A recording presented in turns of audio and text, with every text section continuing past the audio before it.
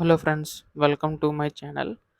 కేంద్ర ప్రభుత్వం పీఎం కిసాన్ పథకం ద్వారా మనకి ఈ యొక్క 20వ విడత సంబంధించి నిధులనేవైతే విడుదల చేయడానికైతే సిద్ధమవుతుందండి. అసలు ఈ యొక్క నిధులు ఎప్పుడు విడుదల చేస్తుందని చెప్పేసి చాలామందైతే అడుగుతున్నారు. సో, ప్రస్తుతం వీటికి సంబంధించి మనకి తాజా సమాచారం రావడం అయితే జరిగిందనమాట.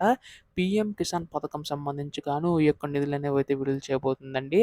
అయితే ఎప్పుడు విడుదల చేస్తుంది అనే దానిపై అర్హతలు ఏంటి అనేది కూడా తెలుసుకుందామండి. సో, ముఖ్యంగా ఈ యొక్క పీఎం కిసాన్ పథకం కోసం ఎదురుచూస్తున్న వారందరికీ కూడా శుభవార్త చెప్పబోతుందండి. అయితే ఎప్పుడు అమలు చేయబోతుంది అనే దానిపై మనం పూర్తి స్థాయి సమాచారం తెలుసుకోవడానికైతే ప్రయత్నిద్దాం. అంతకంటే ముందు కొత్తగా ఎవరైనా మన ఛానల్‌ని చూసినట్లయితే దయచేసి వెంటనే కింద కనబడుతున్న సబ్స్క్రైబ్ బటన్ క్లిక్ చేసి సబ్స్క్రైబ్ అయితే చేసుకోండి. దీని ద్వారా నేను పెట్టే ప్రతి చిన్న లేటెస్ట్ అప్డేట్ కూడా మీరు ఎప్పటికప్పుడు మిస్ కాకుండా తెలుసుకోగలుగుతారు. అలాగే వీడియోకైతే లైక్ చేయండి. మరికొంతమందికి ఈ సమాచారం అనేది తెలుస్తది.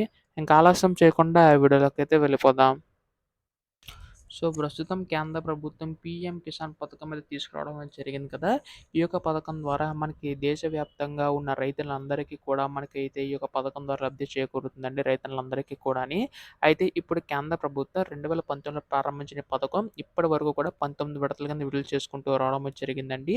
సో, ప్రస్తుతం ఇప్పుడు చూసుకున్నట్లయితే 20వ విడత సంబంధించి నిధులనేవైతే విడుదల చేయడానికైతే జమ చేయడానికైతే సిద్ధమవుతుందనమాట.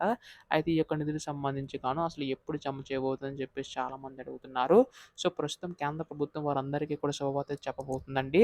అర్హత కలిగి ఉన్న వారందరికీ కూడా నిధులనేవి జమ చేస్తామని చెప్పేసి తెలపడం అనేది జరుగుతుందనమాట. సో, ప్రస్తుతం వీటికి సంబంధించి చూసుకున్నట్లయితే అర్హత కలిగి ఉన్న వారందరికీ కూడా జమ చేయబోతుందండి.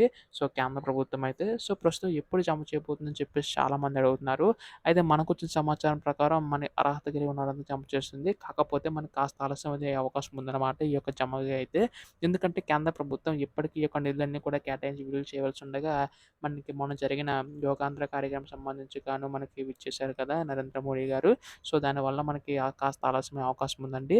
అటు ఏపీ రాష్ట్ర ప్రభుత్వం సంబంధించి కూడా మనకి ఈ యొక్క 14,000 తొలి విడత కింద రూ. 5,000 విడుదల కానున్నాయి కదా!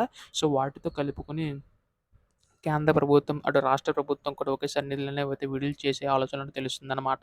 సో, ప్రస్తుతం దీనికి సంబంధించి భూమి కలిగి ఉన్న వారందరికీ కూడా జమ చేయబోతుందండి. కాకపోతే ఈ కేవైసీ నమోదు చేయించుకోవాల్సి ఉంటుందనమాట.